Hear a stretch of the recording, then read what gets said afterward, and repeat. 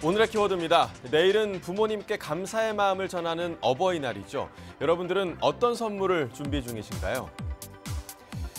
한 통신사가 2016년부터 올해 4월까지 인터넷 뉴스와 블로그 등에서 발생한 5만 7천여 건의 빅데이터를 활용해 어버이날 선물 트렌드를 분석했는데요.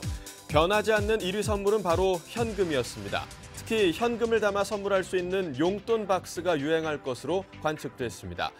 또 어머니를 위한 선물로는 용돈에 이어 뷰티 제품이나 건강식품을 선호하는 반면 아버지를 위해서는 건강식품이 압도적으로 높았다고 합니다.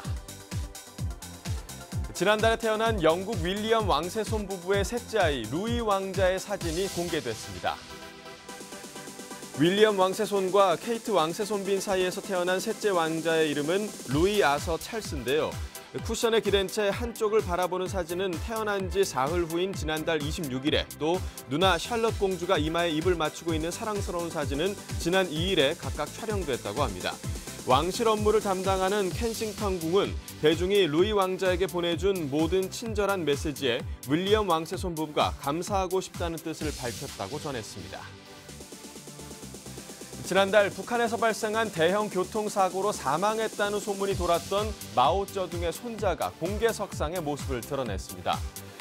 중국의 국영조선업체인 중국선박공업집단이 지난 4일 고위 인사들의 방문 소식을 발표하면서 공개한 사진입니다. 맨 왼쪽에 군복을 입은 사람이 바로 마오쩌둥의 친손자 마오신인데요. 지난달 중국 관광객 30여 명이 북한에서 숨지는 사고가 발생했을 때 김정은 북한 국무위원장이 직접 병원을 찾는 등 극진한 예우를 하면서 마오신이가 숨졌다는 보도가 나왔었는데요. 사진이 공개되면서 마오신이의 사망설은 사라지게 될 것으로 보입니다. 드루킹 댓글 조작 사건에 대한 특검을 요구하며 시작된 김성태 자유한국당 원내대표의 단식을 두고 여러 논란이 이어지고 있습니다. 김 원내대표가 단식을 발표한 지 얼마 지나지 않아 청와대 국민청원 게시판에는 농성장 인근에 CCTV를 설치해 감시하자는 글이 올라오는가 하면 일부 누리꾼들 사이에서는 연휴 기간에 단식 현장을 직접 가보는 김성태 투어를 계획 중이라는 이야기가 돌았다고 합니다. 또 지난 4일에는 보낸 사람을 알 수 없는 피자가 배달되기도 했다는데요. 이런 조롱 논란을 두고 김 원내대표의 단식 농성이 국민에게 설득력을 얻지 못하고 있다는 주장도 나오지만 폭행이나 허위사실 유포는 잘못된 것이란 지적도 제기되고 있습니다. 지금까지 오늘의 키워드였습니다.